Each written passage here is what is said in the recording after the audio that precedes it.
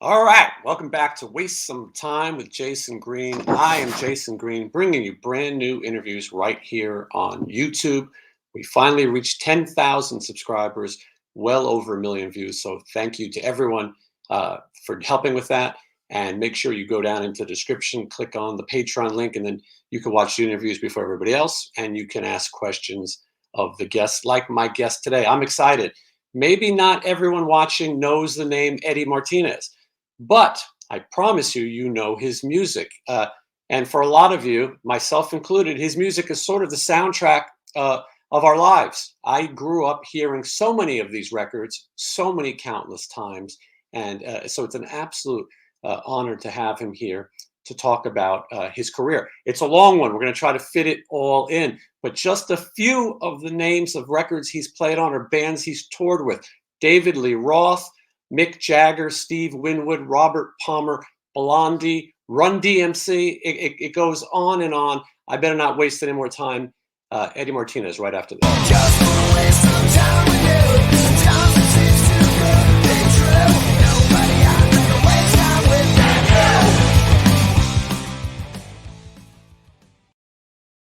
you. All right, please welcome Eddie Martinez. Hey, Jason, how you doing? Good, Eddie. Thank you so much for doing this. I wanted to have you on for a while. You're not one of these guys who you can say, oh, Eddie Martinez, from this one particular thing. Your career is much more than that. And when I started digging into the music you played, I thought, I've heard so much of your music and not associated the name. Then I realized you're from New York City and Queens originally, right? Yes, you've done your homework. Yeah, and I was born in the Bronx, where you also lived for quite some time. Yeah, from the age of, I'd say, around 8 or 9 until, geez, well into my 30s. And then I Yeah, moved a little further north up to Westchester. right. Yeah, I've got family there now. It's funny, New Yorkers all have this, we got to move around because we should point out you're in Oregon right now. Yeah, I've been in Portland 20 years. Over 20 years. Yeah, and so a little bit of a different change of scenery, You could but say that again. yeah, for sure. But as a kid growing up in New York, I grew up in Inwood, Washington Heights, and I went to school in Spanish Harlem. Oh, And my school, there wasn't. I was one of a few white kids. The building I went to, it was called the Jackie Robinson Complex. I felt like the Jackie Robinson of the white kids. But but it was a cool time. I will say that. But Run DMC was so massive, and I told Daryl DMC this story as well. You kind of had to know your Run DMC if you wanted to hang. You had to know, and this was a time when rap music was really developing and growing, and then the idea of having rock guitars on rap songs. At the time, we weren't calling it hip hop. I still go by rap. It was amazing, and for me, a kid who liked rock and roll music, to see those worlds mix is amazing. So that's how I first became exposed to your music. I want to go back a little bit though, and that's a tease that we're okay. going to talk about. But so tell me, because your career is really long, you have these crazy years in the '80s, sort of '82 to '86 is just insane. You played on some of the biggest records of all time. But take me back before that, because I know it goes all the way back to the '70s. You were in a band called Mother Night, which is sort of a underrated thing. And I Oh, know, yeah, wow. That's like, yeah, Mother Night was the first serious band that I was in. I played in top 40 bands, but Mother Night was like the beginning of my higher education musically. I was around 18 years old when I was in that band, and everybody else was really, a real seasoned professional. I think the drummer was around my age, Arnold Ramsey, who was a brilliant drummer. And so we're around the same age. So we were like the youngins, and all the other cats were, at least 5 to 6 years older, and much more varied in their in what they'd listen to. So it was like a funk rock hybrid kind of thing, but a lot of the guys were listening to jazz.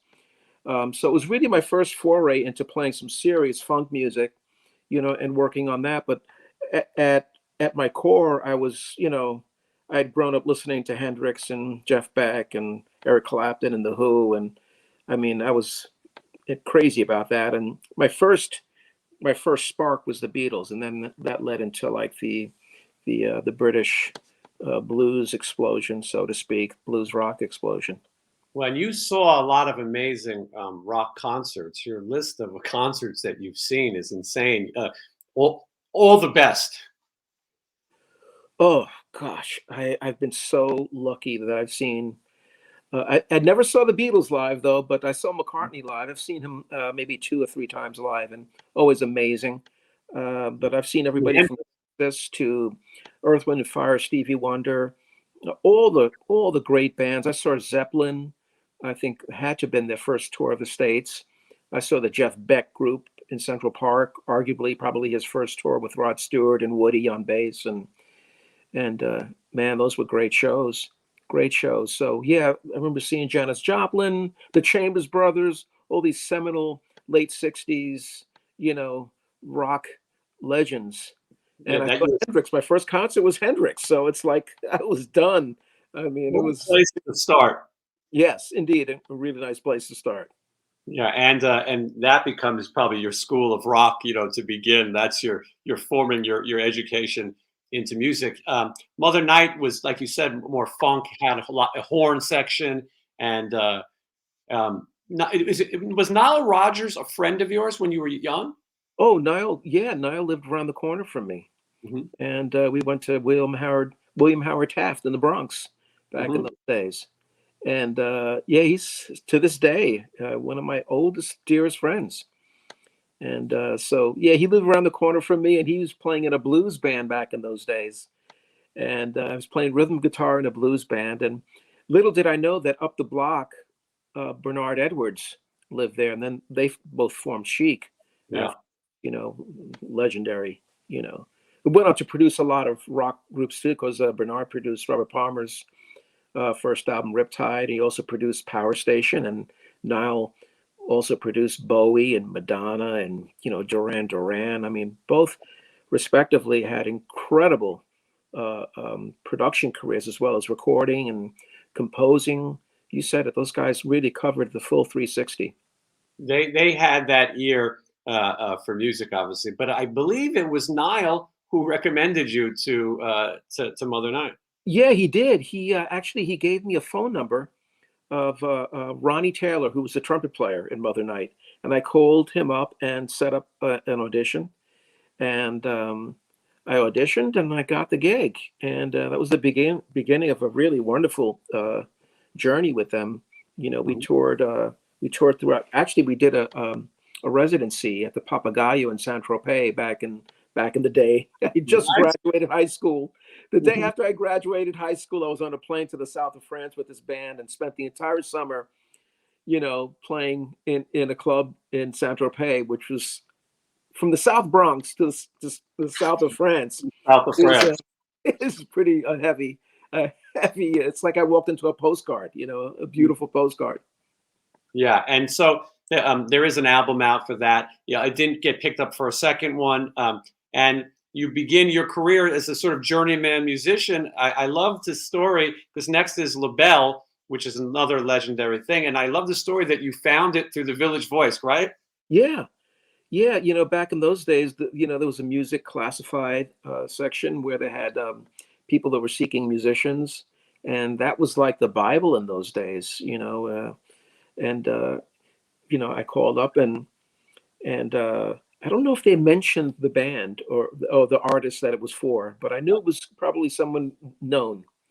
So I went down, and it was like a real cattle call, as they call it. There was like every guitarist in New York, and I went down, and it was down to me and a couple of other guys, and then I came back the next day, and I was the last man standing. So I was really fortunate. Yeah, and that goes on. How long did that run? That ran about a year and a half. Yeah. And and did you record as well? I think you did, right? Yes, we did. We recorded a Chameleon album with Right. David Rubinson producing, and they had a big hit off of that called "Isn't It a Shame," Mhm. which was a pretty big R&B hit in those days. Yeah, and so and then touring, and you were definitely starting to you know, get your chops, as they would say, and moving ahead. And it's funny because I always think about the style of music that you may be known for. At least some of the hits isn't Hmm. always the style of music. I think that you play. Your solo records indicate that you obviously have your own passion, but being a Yeah. session musician is you have to be able to come in and play all kinds of different things. Yeah, and that's kind of like a blessing and a curse in a way. It's like I think it's really important to be versatile to the best of your ability if doing sessions is what you really want to focus on.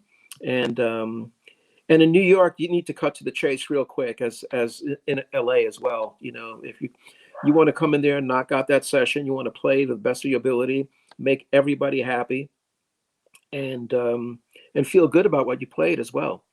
And I toured with LaBelle, and then toured with Stanley Clarke and George Duke, who are Wow. two jazz legends. Mhm. And then I toured. I did a 180 from like jazz rock, went to like a punk thing with Blondie, and I got that through an audition as well. Yeah, I'm So fascinated about this story. This this would be Blondie's farewell tour. It's funny we're talking about something that is 40 years old. Blondie's back on the road, probably rehearsing it's crazy. Yeah, right now. But this famous show from Toronto is called Tracks Across America, yeah. and you're He featured. listed there as jazz guitar. That's so funny because I don't consider myself a jazz guitarist. You know, Mhm. it's the funniest thing. Even though I have played with jazz guys. Legendary jazz Yeah, guys, yeah. yeah. But so, how does Blondie come about? Blondie comes about from a friend of mine. Gave me he says, Eddie, Blondie's having auditions. I forget the name of the studio. It was either Top Hat Studios. I think it was called Top Hat Studios. It was in the Flower District in New York, where in the 30s, between Sixth and Seventh Avenues, I believe, is where that studio was. And so I called, and someone picked up and made an appointment for me to go down. Went down to the studio, and it was really a very, very relaxed kind of setting. Debbie was there. Chris wasn't there. The rest of the band was there.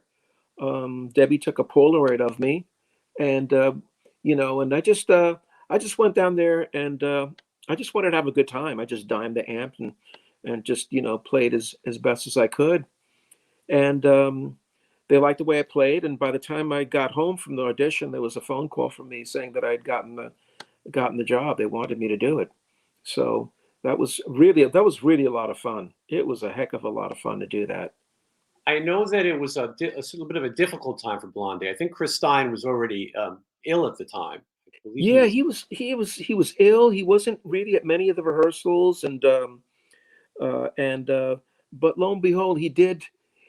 We did one leg of the tour. We were supposed to. I think we went as far west as St. Louis. We did a bunch of cities in the East Coast and South. We did some.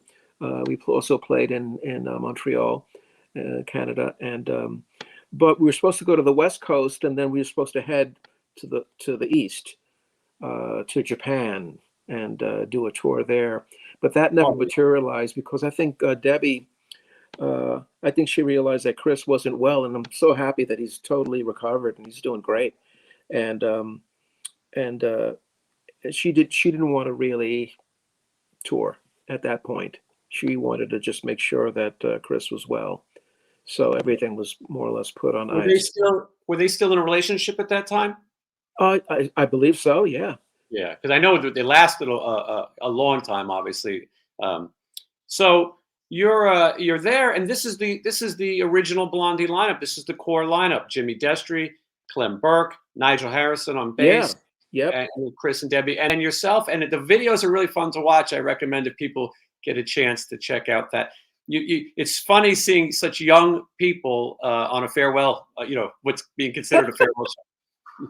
Yes, Tracks Across America, I believe, was the name of the tour. Mhm. And that's I guess subsequent, thinking, hindsight now, that was probably the last time that that version of the band played together. I took Frankie Infante's place, and so I was happy to do that. It was a heck of a lot of fun.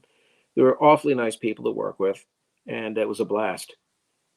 Okay, so that tour is 1982. I think around that time you work with Don Blackman, right? I think that comes next. Oh yeah, Don. I worked with Don Blackman a little bit. I think it may be a little bit before that. Before Blondie, okay. Yeah, that was '81, and I worked with Don with Lenny White because I also played with Lenny White, the legendary jazz rock drummer from Return to Forever, and I worked in his band. It was called 29 with Lenny White. We made 3 albums, and after that band, we did 3 albums and more or less disbanded. But Don wound up on GRP Records, Grusin Rosen Productions, and he had his first solo album. It's the first time I ever heard Dennis Chambers play drums, and I was blown away. So I worked on that album, and Don was a brilliant. He passed away about maybe 7 years ago, 8 years ago, and he was really brilliant, a brilliant musician, composer, pianist, vocalist. He was really kind of genius category, in terms of his musicianship and his ability. His natural instinctive ability and musicality was off the charts, and it was an incredible band that we played with because Denzel Miller was also in the band, who is an incredible pianist. So having these two genius keyboardists and with a legendary drummer, Lenny was just on fire. Had another guitar player named Nick Morrock, who was just crazy great. And then Barry Johnson on bass. Was an amazing band. So did that, and then worked with, on Don and his album. And his album's a real hybrid, real kind of like funkadelic, but much more harmonically sophisticated, and really just amazing. It's just crazy funky, but really sophisticated, really just a little bit off the beaten path harmonically, which is really good. And that's why that album has really just stood the test of time. Yeah, that's a record that it definitely achieved that legendary status, and for the people who know, it's admired a lot. You're right on the money about that. How you describe that is 100% correct, because a lot of people in the know, a lot of people in hip hop and current state of hip hop, they look back on that album as a really kind of like a landmark, really a really important record. So that's interesting. So after those tours and those projects happened, I really made a decision to really stay put in New York and really try to crack the session scene. Mm-hmm. And then that's when all the cascade of those it's like my pivot, really more of a pivot into more like a rock vein. Yeah. Well, so one of the things that I find interesting is that obviously rap and hip hop music is just developing. You're touring with Blondie. Rapture is considered one of those early rap songs. But of course, at this time, Curtis Blow, the Breaks, and then also, of course, Sugar Hill Gang a little before that. But this scene is starting to happen, especially in New York City. Not only can you hear the music, but you can picture it. You can picture the graffiti on the trains and sort of the beginning of the b-boy look and all these things. That it was a time, just as much as the punk movement and that rap movement that you are going to be such a part of. I played in some punk bands too, man. That was fun. I played at you really are a versatile musician, and you're a Boricua from New York, right? Yeah. And at that time, I don't think that, I had a Jean Beauvoir on the show too, who was in the Plasmatics, and there wasn't, I feel like the color barrier and the ethnic thing, it was so different. People weren't doing their thing. Yeah, it was really, New York at that time, I tried to explain to people, but it was like you had all these concentric spheres of music going on simultaneously that were just really making a lot of noise, making just there was so much energy, and it wasn't necessarily kind of like it was really kind of there was an openness to all the different styles of music because everybody was listening to everything. So it wasn't like, oh, I'm in this camp, Hmm. and oh, these cats are in that camp. I mean, I was listening to everything, and that has a really good way of rubbing off and creating this kind of um, understanding and acceptance of different styles of music, and so you can be a better version of you. You know what I mean? Hmm. Ultimately, you want to be the best version of you that you can be for what you're doing. And Yeah. I remember working with Curtis. Actually, I played on the demo of the breaks, and Hmm. then I went out on tour with Lenny, and I couldn't play on the final version, but that guitar part is what I played on the demo. And then I went on to work on Curtis's album, Yeah, which that's what I thought. You did that for that chorus, and that begins sort of your relationship with Larry Smith, right? oh, I knew Larry since oh, early 70s. I knew Oh, Larry. okay. Oh I didn't yeah, realize. because see, uh, the bass player Val Burke in Mother Night was like a mentor to Larry Smith because Larry was a bass player Yes, a and great bass player, a legendary great part. yeah, and Val Burke really helped him a lot with his playing. So Larry and I played in a lot of different groups. We played in that punk band that I was just telling you about. We also played together in this artist by the name of Jay Mason, Jae, last name Mason. And we made an album on Buddha Records with Jay, and we toured with Jay Mason. And that was Mhm. kind of like a pop funk. No, more like a pop. It was more like a R&B pop. It was really a different thing. This guy was like 6'3", maybe 250 pounds, cowboy from Tulsa, African American cowboy from Tulsa, Oklahoma, who came to Mhm. New York. And he was a great writer. And he played acoustic guitar. And we had Omar Hakim and What a lineup! Yeah. Larry Smith and Denzel Miller, who I spoke about before, and it was Denzel Miller and Larry and myself and Omar. That was the band, and so we toured. We did a lot of touring East Coast, and we also played the Troubadour in L.A. and we Mhm. recorded an album in Los Angeles. So that all leads up to the early '80s. Even though that was in the '70s, but it all leads up to the Run DMC thing, and then the Robert Palmer record was Yeah. enormous. Well, we're Addicted looking to. at the cover. We're looking at the cover right now for the debut record from Run DMC. Hmm. This record was recorded in 1983, but released in 1984. Larry Smith has a big part. He, as you Oh said, yeah. he's a bass player, a producer, but he had a big part in the beginning of that rap and hip hop Well, sound. And yeah. He composed those.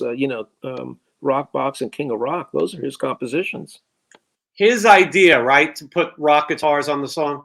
Yes, that was his idea. He called me up because I didn't know who Run DMC was when he called me up about them. Mhm. I wasn't really too familiar with them.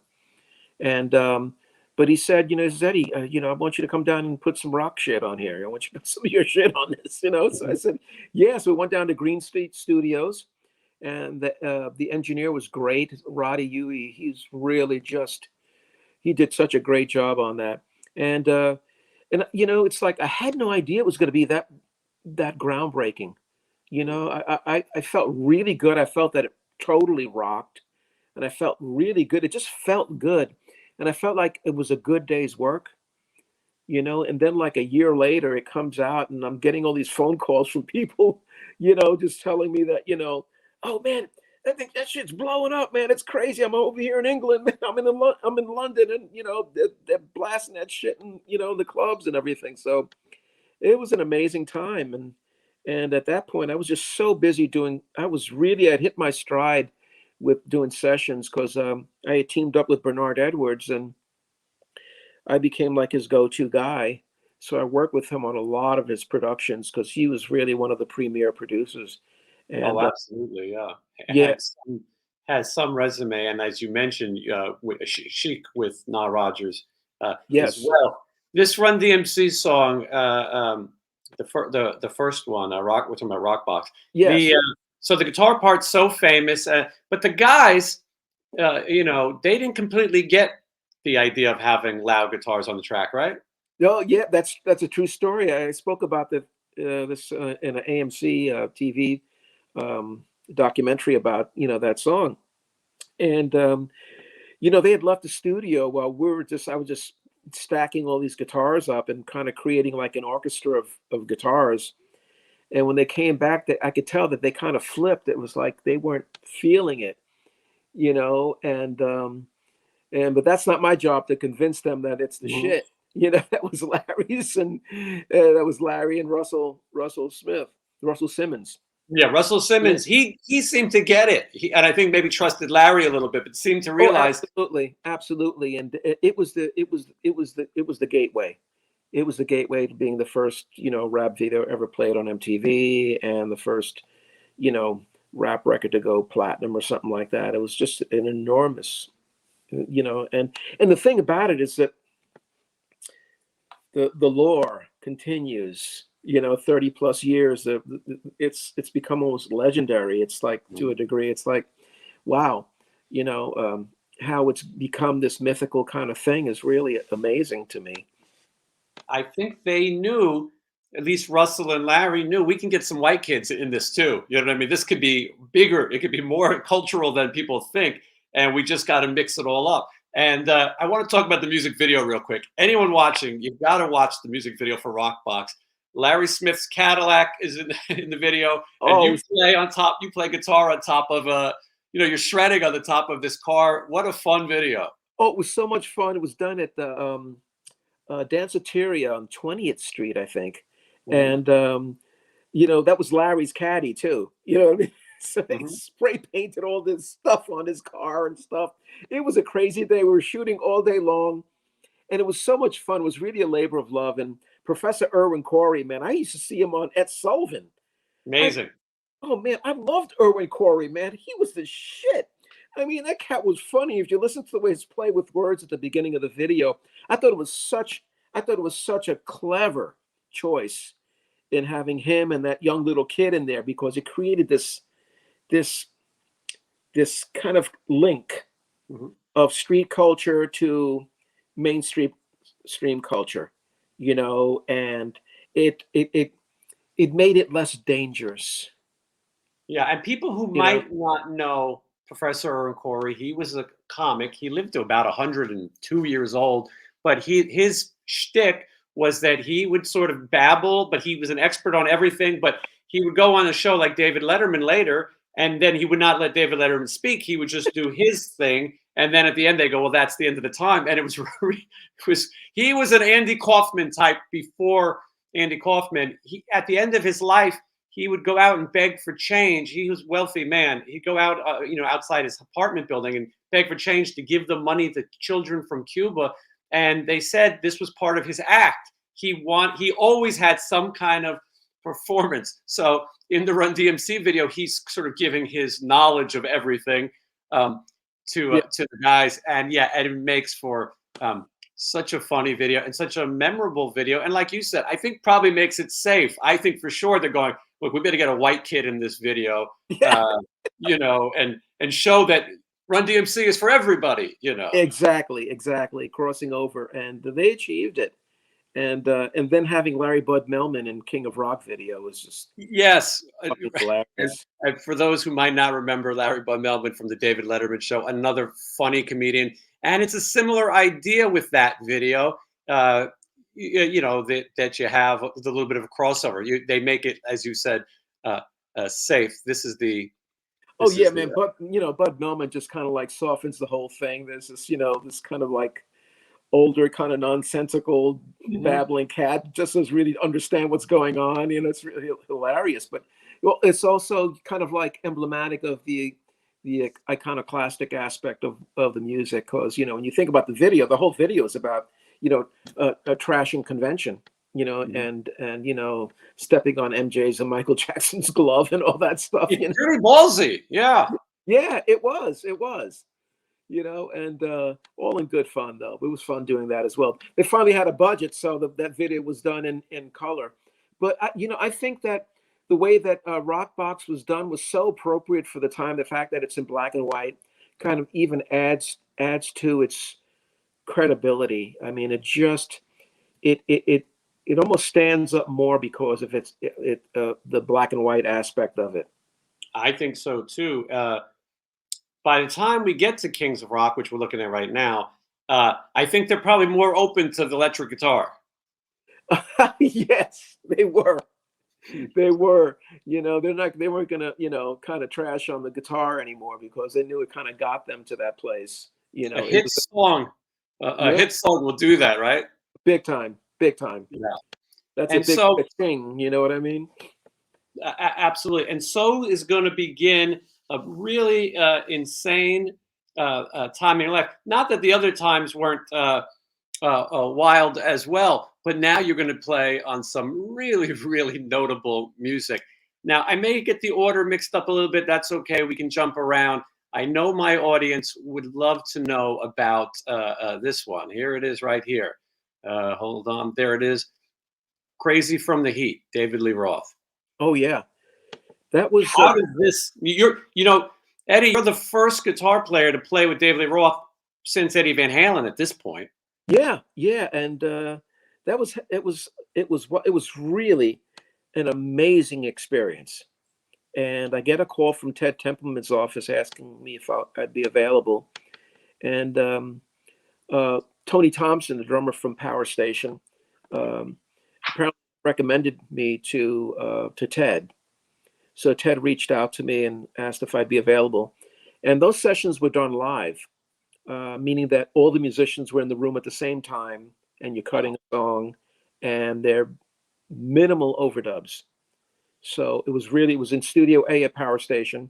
So it was myself, Edgar Winter, keyboardist by the name of Brian Mann, the amazing Willie Weeks on bass, legendary Willie Weeks. And then we had Sid McGuinness was also playing guitar. Yeah, he was David Letterman's guitar player for ages. Yes. And Sammy Figueroa on percussion and John Robinson on drums, the great JR. And that was an amazing session. And it went over, I think it went over the span of 3 days. It was really kind of civil. It wasn't like a marathon. They wanted to get one track a day. So we went in for maybe 4 or 5 hours, cut a track. We did one day, we did Just a Gigolo. And we did the next day, I think we did, the first day was, I think, California Girls. The next day was Just a Gigolo. And then maybe we got two in one day. I think we Easy Street, I think, and California Girls, and then Just a Gigolo. So over the span of 2 to 3 days, we had cut the most of the EP. It's amazing, and for people maybe who are watching who are a little younger, maybe they don't realize, but these music videos. The music videos is now becoming a big thing. You're part of those. You're in those Run DMC videos, obviously. It's getting bigger and bigger. Just a Gigolo and California Girls were on MTV in the rotation every second, 10 times a day, 15 times a day. That's your guitar playing being heard all day, all night. Yeah, it's amazing, and David was so cool to work with. He was just so cool.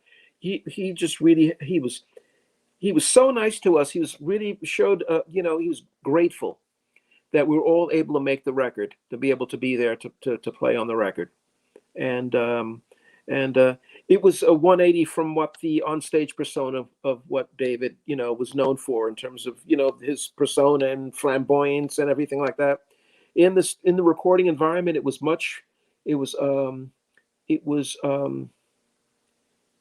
really cool.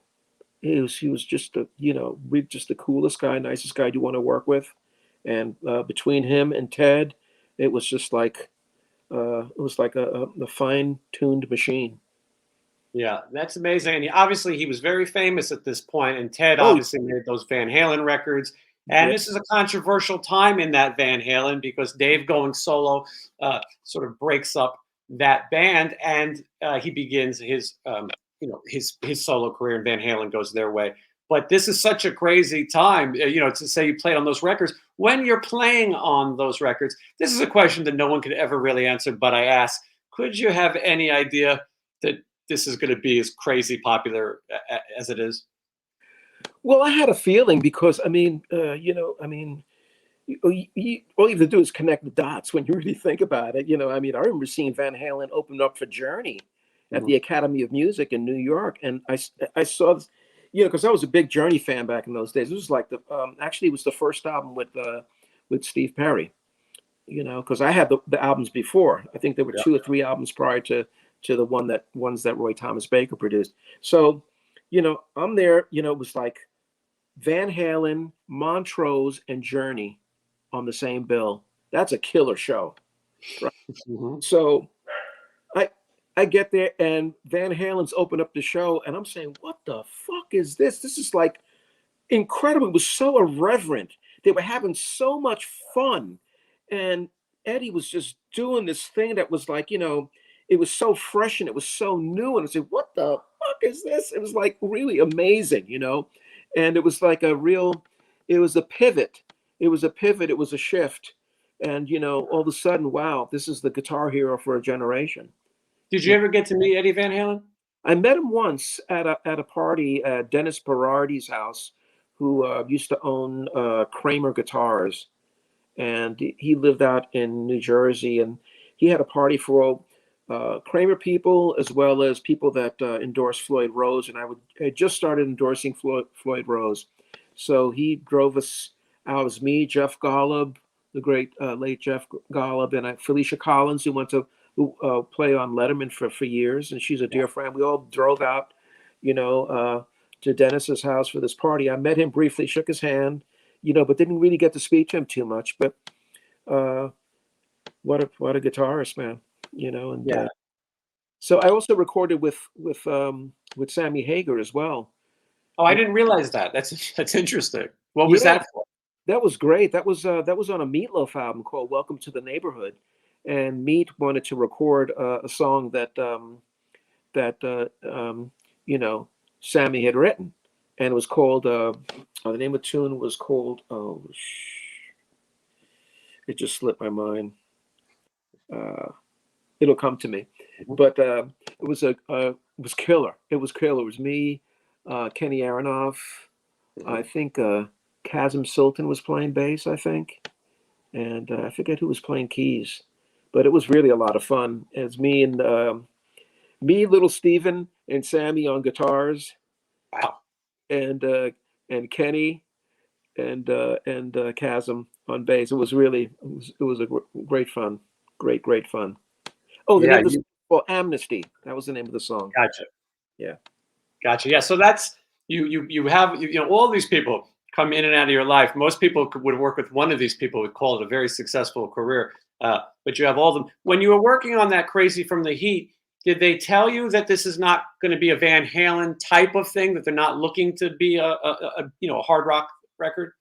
Oh yeah, we knew that it was a solo album, and he wanted to take a different path. Yeah, So, and obviously he did, and you can see that he has a passion for that kind of music. That he's more than just. Um, oh yeah. He loved Louis Prima. mhm. So that's the guy that wrote it. Just a Gigolo, and had an enormous hit with it back in the 50s. And Louis Prima that was like some killer kind of jump swing kind of jazz thing. It was killing. So Mhm. it was fun to do that. Yeah, and great. You don't hear so much about it. You're one of the few people who can sit and talk about that record. Here we go. The years are going to start getting even crazier here. Yeah. Robert Palmer, Riptide. What Oh an yeah. iconic record, and what amazing guitar playing from you on this legendary record. Thank you. That is the album I think I am most close to in terms of my involvement. I think it was really the first album that I could really be me. Mhm. You know, it was pardon me. I didn't have to be the chameleon as I was in previous records. It was really a wonderful collaborative process with Robert, and with Bernard. It was really a great experience, and I felt that it was really the first time that I was really able to be me in terms of expressing myself within Robert's palette of music. And You had played with his live band before this, is that right? no, no. Okay, so this is your first time meeting him. Yeah, the first time I met, well, we need to flash back. Back in '76, Robert opened up for LaBelle Wow. in Las Vegas when I was playing in LaBelle. So then we flash forward to '80. Oh gosh, they were working on the Power Station album when I met Robert again. I was doing some overdubs. I was working with Mick Jagger at Power Station, and I knew that Bernard was upstairs with Power Station doing some recording, and I knew those guys. I mean, they opened up for us when I was in Blondie, and Tony Thompson was one of my best friends on the planet, and Bernard was a dear friend as well. So I went upstairs to say hello, and Robert was there, and he said, "What are you doing in November?" I says, "Well, I don't know. What do you have planned?" He says, "Well, I want to make my solo album. Would you like to play on it?" I says, "Of course, I'd be honored to." And that was the beginning of just an incredible association with Robert. Yeah, and more songs that are going to be legendary, more songs that are going to be played on MTV constantly. You play on some of those massive songs. And, I think for a lot of these legendary songs you played on, it was a day's work. You know what I mean? You went from one to the other. The reason why 1984, 1985 is so insane for you is because you were able to go from one to the other, and you were in demand, as you said. And I think this record. Well, yeah, it's kind of interesting because sometimes, when you're starting out, you can't even get arrested. Nobody knows you. You need to have that little opening, and you also need to be prepared for that because it's going to happen. It's going to happen for all you people out there that that you want to pursue a career in music. Try to learn as much as you can. Try to really be professional, not only in your playing, but in how you comport yourself with other people in creative scenarios, because you will get that opportunity, but make sure that you're prepared for it when it happens. So it happened for me. And the interesting thing about those projects, like say, I looked at the David Lee Roth project and the Robert Palmer project more like a project as opposed as an ad hoc session. You know what I mean? It was really, I knew that I was going to be working on David Lee Roth's album for the better part of a week. So it was really an interesting thing. It was like every day. I didn't have to think about any other sessions. I was booked for this thing. Hold on, let me just. So it was really, it was great. And the Robert Palmer thing was great because we were down at Compass Point in the Bahamas, and so I had no other distractions. All I had was looking at a beautiful ocean, and then crossing the street, and going to the studio. And work and create, and no other distractions. It was really amazing. Yeah, it sounds like a great way to work. Now I jumped a little out of order because these records all come out at different times. Yeah. But I gotta talk about "She's the Boss," Mick Jagger. Oh yeah. Now, talking about recording in beautiful locations, where was this one? We started in at the same studio, Compass Point in the Bahamas, and then we finished up at Power Station in New York. And there was so much buzz about that. When you talk about a buzz before a record comes out or during the making of a record, the press and the publicity about Mick's first solo album, ever was there was a lot of publicity and buzz about it. And then he called me up to do, Live Aid with him, which was really, which is incredible, and we'll get to that in 1 second. Yeah. But yeah, you go to the Bahamas, you get the phone call, and I think it was something along the lines of, "Can you be in the Bahamas in like 2 days?" Am I right? Oh, it was crazy. It was crazy. I was. This is Jason. This is really an interesting story. I was heading to a rehearsal. In Manhattan, around that same area. I think it could have been the same studio that I was talking about earlier, like in the 30s, like 31st Street or something like 30th Street. And there was a friend of mine who worked for ESP Guitars, and he went on to, oh gosh, Steve. Oh, his last name eludes me, but he was he worked at ESP Guitars, and ESP had a storefront on the West Side in the 30s. And Yeah, so, I remember they had one on 48th Street, right next to Manny's and Sam Ash. There was an yeah, ESP yeah. store. His last name could have been Kaufman, I think. I'd known him since, a long time. So I go in there, hey, what's happening, man? He showed me the new models that are out. We're talking. I was, had a few minutes to kill before going to my rehearsal. So I, we start talking, hey, man, I heard that you're going to be playing on Jagger's album. And at that time, I hadn't received the phone call. I says, well, that's news to me. I haven't received a phone call or anything about that. So I kind of dismissed it, So I go to this rehearsal and I'm setting my gear up, and I get a phone call. And it was my wife at the time telling me that that Bill Laswell had called, and if I could be in the Bahamas tomorrow. And he wants you to play on Mick's album. So I said, yeah, so I, after rehearsal, I just bolted on home, packed my bags. And the next day I was on my way to the Bahamas. And yeah, it was great. It was great. The first day I There's got no there. text message. There's no text message. There's no you have to get to the studio. Your wife has to know where you are. Call in. It's not like instant as it is now. So Yes. okay, so continue. So you fly to the Bahamas. Fly to the Bahamas, and the first day of recording, we started recording tracks that were keepers, and I was recording with Sly and Robbie, Michael Shreve, Jeff Beck, Tom Peterson was down there, Chuck Leavell, who's been with the Stones forever, a great musician, and working with the legendary Jeff Beck was just a thrill, and so it was really a surreal experience. But you can't let that kind of stuff that when you're playing with some of your heroes, you can't let that affect you. You're there for a job, and you have to really be professional and and kind of like do the task at hand. Yeah, I can only imagine. I mean, it's a testament to your playing and work ethic because it's got to be intimidating to be playing and then Jeff Beck is sitting next to you and Mick Jagger. Oh yeah, exactly. It's all about being yourself. It's all about being, okay, what can I contribute to this song that's going to make it swing, that's going to make it feel good, that's going to make Sly and Robbie feel good when we're putting down some tracks and make everything feel good. So I found my lane, and my lane was playing rhythm guitar stuff on there that was really going to glue the track. And Jeff was doing stuff that was just kind of otherworldly, beautiful, amazing stuff. And I just wanted to leave him all the room to be him, and really focus on making everything else kind of feel locked.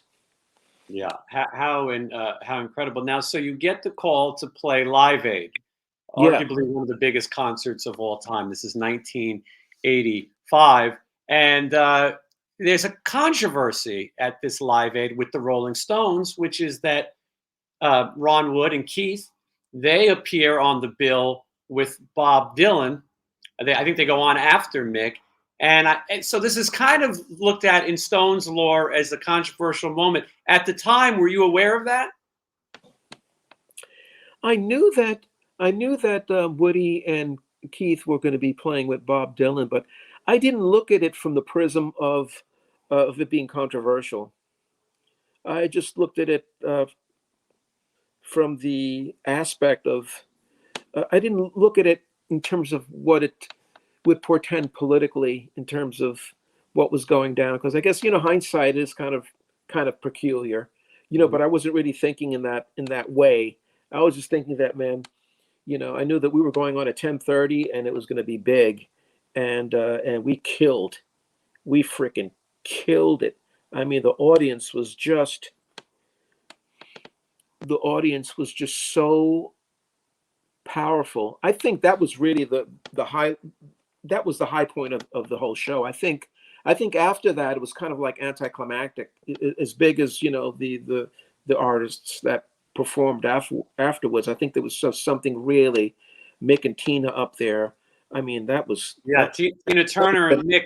Yeah, Tina Turner and Mick Jagger is one of the great performances from that Live Aid, and as you said, the band's on fire, Mick's on fire, and it was a huge moment. I remember as a younger person watching and being blown away by this, and so it's so great that you get to be part of that history. Yeah, you know, what's really interesting is that this was before cell phones, but it seemed as if everybody in that audience had a camera, because when I stood out of that stage at 10:30 at night, it was like the stars were flashing. There were flashes from, I don't know, Instamatic cameras or whatever people were using back in the 80s. Flash Right? cubes, remember those? Yeah, exactly. I mean, the flashes were going off like there was stars, you know what I mean? It was amazing. But the really interesting thing is that the energy that the audience was putting out was as loud as what we were putting out on stage. So it was like we're putting out 100 plus dB and the audience is putting out like 110 dB. It's like it was like this two energies converging. It was really amazing. Yeah, amazing, and I do recommend for people who haven't seen that, it's on YouTube, and it is incredible. Really, really fun to watch, and you could see, Eddie, that you're having such a good time. Oh, it was fun. It was so much fun. I jumped over this, but I don't want to miss this one. Steve Winwood, Back in the High Life. This was his man. This was sort of his comeback record. You know, Eddie, I as I look through the pictures of these records and think about them, you were involved with people's career at such important times for them. David Lee Roth solo record, first away from Van Halen, you're there. Mick Jagger away from the Stones, you're there. This is a Robert Palmer away from Power Station trying to get his thing. And now in this case, Steve Winwood sort of making his, sort of his comeback to music. Steve Winwood's known for Traffic and things like that. Yeah. Another huge record. It was an enormous record. I mean, to have both of those records come out in the same year. Both of those records were, I think, 86 releases. I think Robert's album came out in late 85. 85 on Riptide, yeah. Yeah, I think the first single was a tune called Discipline of Love. And it made some noise, but I always felt that Addicted to Love was the hit. And everybody else did that play on it. I knew it in my bones that it was a #1 record. And credit to Bernard, because he fought for that to be the next release. And once that came out, just every week it just kept going up. You know, we were just on the first leg of the tour when the record went to #1. We're in Minneapolis at the airport waiting on a flight to go out to the West Coast, and it went to #1. And I was so happy for Robert, because he'd been a well-known artist that had sold like maybe a few 100,000 copies, you know, with one of his bigger records, to then selling multi-platinum. So it was a big leap, you know, in terms of sales for him, and was so deserving. He was so deserving of that, and was really happy. Another iconic music video, you know. Yeah, Terrence Donovan produced or directed those videos, and he was a fashion photographer, and this was his first foray into videos. So his whole idea was having, you know, this kind of haute couture vibe with these models miming on the instruments, and Robert there with a tie, and well, Robert, that's the way Robert dressed in those days. That's the way. That wasn't a contrivance at all. That's the way he was, you know. Yeah, again, your music is the soundtrack to people's lives. If you watched MTV in the 80s, you heard your music. Back in the High Life, for sure. That's Steve Winwood record of the year in '86. Wow, what a great album. And for people like me who are younger, my parents loved Traffic. They loved Steve Winwood, and so it was exciting for them to at least my mother, to have that record out again. And I remember picking up on it and listening to it. And, I was a big Traffic fan. I mean, Steve Winwood was like, I had the Traffic albums, John Barleycorn and all that stuff, and I mean, I was an enormous fan of his, and to work with him was really, really special. Really, one of the great. He's a great artist, and he's a great musician, and he's one of the greatest rock singers. You know, him and Robert, and I work with Rod Stewart. I mean, I've worked with some really great rock singers, man. It was like, wow, and Mick Jagger. Geez, I mean, come on, it's crazy. I've been really fortunate that I've worked with a lot of great singers, really. And when you work with singers like that, it's like it's you have to wear a different hat, and it's kind of like um, you have to give you have to be impactful in terms of how you play and what you put down, but you also have to create space for their creativity. And man, it was so much fun. Yeah, well, this is a good segue. You talk about great singers. This one might sound odd, but I have to ask you about working with Yoko Ono. That was really interesting.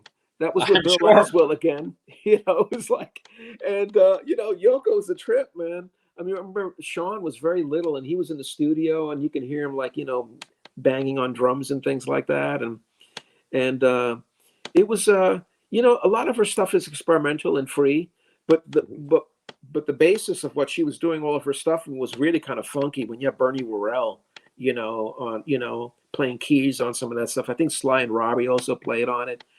So there was a really kind of diverse kind of funk, kind of mid What '80s. year do you think that was, Eddie? Pardon? What year do you think that was? I think that was. I think that was right around Run DMC time. I'd say it was right around 83, 84. So John had only been gone for a couple of years at that point. Exactly. Yeah. And And Yoko was so nice. I mean, she sent me an album, and with a thank you on it, and I still have it to this day.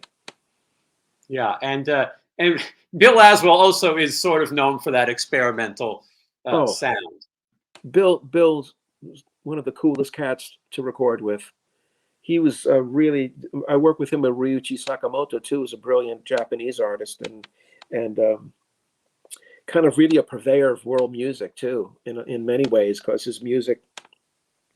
Let's put it this way: he won an Academy Award for scoring The Last Emperor, but he was also a very well-known pop and rock artist in his country. So he work on these projects where that one was called Neo Geo, and it was really kind of like world music, and we had percussionists from India and a Kyoto player from Beijing, and percussionists from just from all over, and then we had rhythm sections from from the States and England, so it was a whole potpourri of world musicians, from different countries and all contributing, and it was so cool. I So got cool. to ask you though, because Yoko Ono is known for some odd music. Although Rolling Stone, will say that it's like the album of the year. I'm not sure how they make these decisions, but when was it the kind of screaming and odd stuff she does? There is some of that on there, Yeah. you know. What did you think? You must have been. This is different. Well, it's really interesting in context. Sometimes when you're working on those tracks, that you're not really hearing the voices, because in some cases the voices aren't even on yet. Mhm. So when you're in the trenches working on stuff, man, it's like sometimes there's a vocal on there, sometimes there isn't. Mhm. So I don't really recall um, hearing any of her kind of like free experimental kind of things when we were recording the record. But subsequent to that, I believe there is. I haven't listened to that record in a long time, to be honest with you, Jason. So I need to revisit that album. Yeah, I got to listen to it afterwards. I have to say, it's just out of the curiosity factor, because she has a different style. A couple more names, and then I'll let you go. But Nona Hendrix was a big one for you, also. Oh yeah, because after LaBelle disbanded in '76, in '77, we worked on a record with Nona. She really wanted to do a rock thing. So, I mean, she was really, really making the real move of an African American woman in 1977, fronting like a rock band and really just doing like, a rock thing. It wasn't kind of like a funk thing that was rock up, it was rock. It was still funky, but it was full frontal rock. And that was really wonderful. She's a brave artist and one of my dearest friends to this day, and an amazing talent. Just really, she's just comprehensively a brilliant scribe. She's a poet. She's a musician. She's an incredible performer. She's an incredible singer and composer. Just amazing. Yeah, Great experience. and then another one that's also another legendary MTV artist, Billy Ocean. You worked with as well. Oh yeah, yeah. I mean, I worked on that Suddenly album. That was an enormous record for him. Yeah, And you, there was another experience that we cut Suddenly. I didn't know it was going to be a #1 record, but boy, that thing came out and it was just a juggernaut. And I remember when making the record, it's just, boy, this guy can really sing. This guy can really sing. Really beautiful voice. yeah, And and he's still going. yeah, He's still doing it. And so for anyone who's listening to these names, it's it's amazing. It's an amazing body of work. We didn't talk too much about your solo records. I listened to No Lies this morning because I okay. really wanted to grasp your own music, and that's a funky record also, but has the real '80s sound. It's It's one of all these. live. Another live record. Yeah, it's all live, man. There's no programming on that. It's wild because of so much, all the '80s sound. You would think, oh, there's a lot of production goes into, this is not recorded live. But really, it's one of those records that you listen to go, how is this not a hit? And I know there's a lot of those, but you go, Yeah. boy, and you sing and play guitar on this record. And yeah, you just, you wonder what happened. And so you tell me a little bit, because that record, that's going way back. That's '84 also, I think, That's right? '84, yeah. And I was working with Bernard, and he heard me just playing some riffs and things, and he says, "Man, that's funky, man. Would you ever want to put a demo together?" And I said, "Yeah, sure, let's do it." So we cut a demo, and Bernard was able to get a record deal for me with Atco Records. Mhm. So then all of a sudden, it was before Power Station. So that album to him, he told me that was a precursor to what he was going to do with Power Station. So it was really interesting, when you look back on it. And it was a great experience for me, man. It really was. I mean, it's like when you play on a lot of other people's records, that's a different hat that you wear. But when you're doing your own record and they're your songs and you're singing and you're playing, it's a whole different set of responsibilities that encompass that. So it was quite an interesting experience. And just released an album about 3 years ago. I don't know if you saw that. Yes, I did. And it was great to see your legacy continues. It's not just what you've played for other people's records. And so Yes. talk a little bit about this record that came out 3 years ago. 3 years ago, we just had a pandemic that wiped away a few years. So that's still a new record, and we want to make sure people are able to hear it. Yeah. It came out in June of 2018, and it's called Akosia, and Akosua.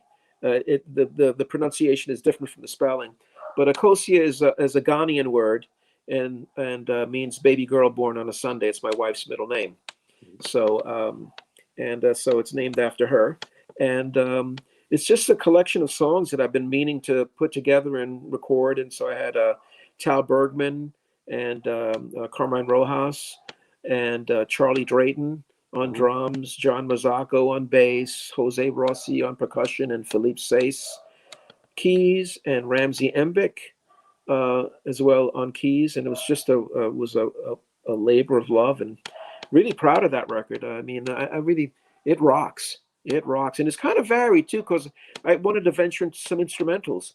Yeah. So I did a few instrumentals on the record, but ostensibly it's a rockin' record, and some of it's kind of free. There's a tune on there called Rogue Chimps, which is really a lot of fun, and it's a lot more free form in terms of how I'm playing, but it's a crunchy record, man. Well, I'm going to put a link in the description so people can hear that. Awesome. When I heard the first solo record, I wanted instrumental, but when I heard some instrumental, but when I heard the record, I understood it's a different vibe. It was an album with songs, the pop songs and music that fit. But I was like, boy, we want to hear you rip also. We've heard you play. There's a lot of riffing on the latest record, so it's kind of deep in some areas, so it's a lot of fun too. And I think conceptually, I think I've grown as a writer from my first album considerably. I think I'm a lot more hard on myself in terms of songs, and I'm writing songs for another album. And I'm putting out an EP probably later this year of songs that I cut 25 years ago, 26 years ago with a dear friend of mine by the name of Jason Corsaro, who was responsible for so many hits. You know, he recorded all the Robert Palmer stuff. He recorded Super Unknown for Soundgarden. Recorded and mixed all of Madonna's Like a Virgin, Public Image Limited. You know, just I mean, really comprehensive. Duran Duran, you name it. I mean, heavy groups. You know, and you know, it was really a lot of fun to record with my buddy. He passed away about 5 years ago, and we all miss him dearly. But he was a groundbreaking engineer. I mean, if you listen to Power Station and the drums on that, that's Jason's, you know, creation. You listen to Addicted to Love, the drums on that, that's Jason's creation. You listen to Like a Virgin, you know, you listen to the performances on all these records across a wide palette. You know, it was Jason. So this stuff, I was able to get a hold of the tapes that were recorded way back then, and it still rocks. And I'm my worst critic. You know, Right. if I didn't feel it was like, worthy of just what people to hear, I'd put it back in the can and put it up on the shelf. You know, so I'm really happy. I'm going in next week to do some more overdubs and stuff, and looking forward. It's gonna be probably about 4 songs. You know, just rip on it. You know, I've got Jack Daly on bass, who played with Lenny Kravitz, you know, for years, and Little Steven and Bruce Springsteen. And then have Alan Childs, who we spoke about before. He's Yeah, on. who's living here in Las Vegas. I got to have him on the show. I Yeah, played with Bowie yeah, for yeah. all those Oh, years. he's a riot. And then Tony James on drums, and it rocks. It rocks. So I'm happy about that shit. Yeah, that's great. And you know, one of the things I enjoyed so much about talking to you is the versatility of all the music and bands and people that we've named. There's not one style. I think you would get bored if you only had to play one style. Yeah, It's it's like, yeah, I would be bored. I'm so lucky that, you know, there were certain producers that wanted me for one kind of sound, and some guys just wanted, like when I worked with Meatloaf and with Jim Steinman, that was a whole other kind of world. That was like some other shit. When we worked on Sisters of Mercy and all those rockin' tunes, you know, that's really a lot of fun. A was lot of fun. Jim Steinman a guy a million takes? Um, Jim was an eccentric. Yeah. Maybe not necessarily a million takes, but it had to feel right to him. And when you were in overdub phases, you know, I don't care how many passes, he would save everything that I would do. Mm-hmm. I says, well, Jim, you know, he wanted to open up another reel, you know, to put more guitars in. He says, Jim, you know, why don't we just erase a previous track? He says, no, because that limits my possibilities. You know, so he was really an eccentric, and, you know, and made really majestic sounding records. And, you know, we all miss him. He was a different cat, man. It's amazing. Yeah, it's you know, as we talk, it's sad as we get older, people pass. Unfortunately, a lot of the people we spoke about have passed too soon. You know, Yes. Bernard Fowler, Larry Smith, some of Oh, these. Bernard Edwards, Bernard Fowler. Thank God he's Sorry, still with us. He's yeah, still, I don't want to. Yeah, I don't want to jinx Bernard Fowler, Bernard Edwards. Excuse me. yeah. You know, some of these people who were such parts of your career.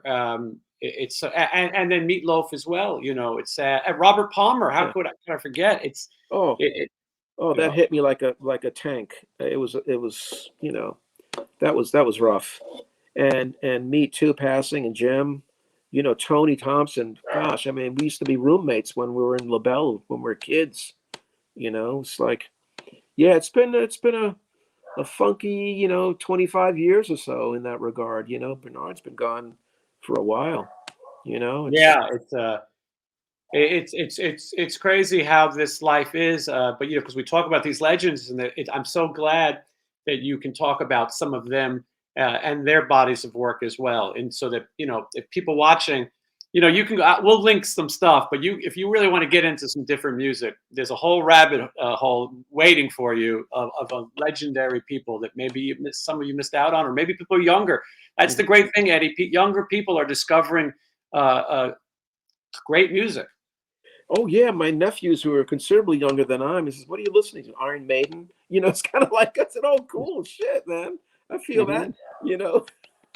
Yeah, you wouldn't expect it, but it's back. Yeah, these things that you thought it was a great moment in time, it comes around. Well, it does. I think that people are beginning to realize that there's a hunger. There's a hunger for authentic stuff and real shit, you know. And not to disparage the new stuff that's coming out, because I think there is some cool stuff.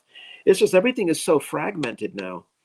You know, there's not this kind of everything is fragmented. It's like bands and artists need to find their audiences, and they need to do that digitally, you know, however they feel best. And you know, but what I've realized, you can get a lot of likes, but a lot of likes aren't dollars in the bank, you know. Yeah. So it's a really kind of a very interesting dynamic as musicians kind of figure out ways how to monetize in the 21st century. I think that's a really prevailing question that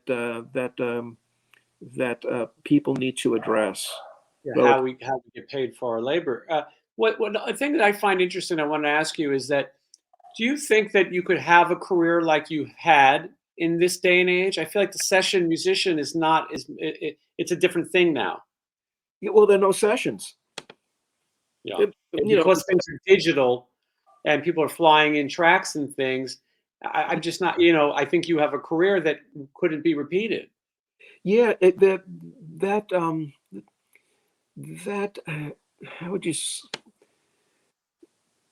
oh, try to find the right metaphor for it, but there's kind of like there's like an ecosystem. There's no ecosystem because I mean studios there still are studios, but they're not nowhere as busy as they used to be, and a lot of ones didn't survive. So there still are some studios. When you figure arguably there's only one manufacturer of magnetic tape in the country still around, Right. and so everything's done in the box, everything is done digitally. So they're trying to make their people are trying to make their widget for the least amount of money. So back in the 80s and you know and the early 90s, when people were using studios, the budgets were much higher. So there was more money to go around for studio musicians, engineers, talent, overall talent in the making of a record. Now everything is looked at as, you know, how do we contract that because we don't have the budget. So you know, the digital age is doing incredible things. It's a whole different dynamic. It's a different world. We need to embrace it. But what we do need to do is figure out how to monetize music, so it's much more uh, that it makes the sweat of people's brow when they're making a beautiful piece of music, so they can feel comfortable about it, that they can earn something from it, so they can live. Mhm. So I'm fortunate. I'm fortunate, you know, but you know, there are a lot of cats out there that are just brilliant at what they do, that they need a voice, they need to be heard, and everything is so fragmented now that it's cultivating an audience is not an easy thing, and I commend people, you know, that have you know, like what Joe Bonamassa is doing online, and John Mayer. You know, what they're doing online is their presence is profound. Lenny Kravitz, you know, they have really impactful presence online. You know, whether it's Instagram, and it's part of a factor that it creates this whole kind of energy and synergy that We have to embrace, yeah, yeah. technology. Some people don't. Some people resist, but yeah, you'll get swept away if you don't move ahead. Oh yeah, absolutely. You'll be swept away. So you need to, no matter what comes ahead, you need to embrace what's here now, and what is prevalent, and that is, you know, doing things in the box. Okay, magnetic tape is gone, you know, and you know, hey, we just have to deal because actually Pro Tools and things that are done in the box are sounding really amazing. You know, as the technology evolves, it sounds great. It sounds great. Yeah. Yeah, So Eddie, do people still ask you to? Are you people asking you all the time to send, fly in tracks and have you play on stuff? oh, once in a while, but I'm really so focusing on my own thing Your that own thing, yeah. I'm just really focusing. You know, this is me time right now. You Hmm. know, I was, you know, back in the day, I was, you know, I was out there, you know, on the hunt for gigs and what the next project was and this and that. And fortunately, I'm in a place that I don't have to really be concerned about that. All I need to focus is what I want to say. So right now I'm thinking about lyrics and things like that, rather as opposed to, of course, if somebody called me up, like say if Bruno Mars wanted me to play on a session, I'd be more than, happy to, because I think he's like out of the pop stars out there, man. That cat is really, you can tell he listened to the right shit when he was growing up. Yeah. The stuff he's putting out now is really, it's crossing all the barriers. It's crossing all the barriers, and then, and there's some good, there's still good music out there. There's still good music out there. I think the latest thing that Steve Vai put out, oh man, he's playing that hybrid, that triple neck guitar. Yeah, I just saw that. That's just like, oh my God, that's like amazing. That's like next level shit. He's playing 3 different instruments simultaneously, and you can tell that he's, even though it's a video and it's not really in real time, he can do it in real time by the way he's playing it. And man, my hat's off to that cat. Yeah, there's good stuff. Sometimes you got to search for it a little bit, Yes. And it's right at your fingertips, though. I tell people all the time, there's plenty of music out there. You just got to look in the right spots. I'm so glad to have you here today to talk about your past career, because if anyone didn't hear some of these records, go find them. They're amazing. But also to know that there's new music from you that's out now, and there's new music on the way, and we're going to put that in this, so we can turn more people onto that. Thank you so much, Jason.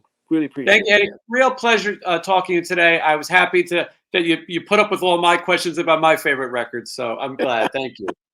Oh, thanks so much, Jason. Pleasure. Okay, take care.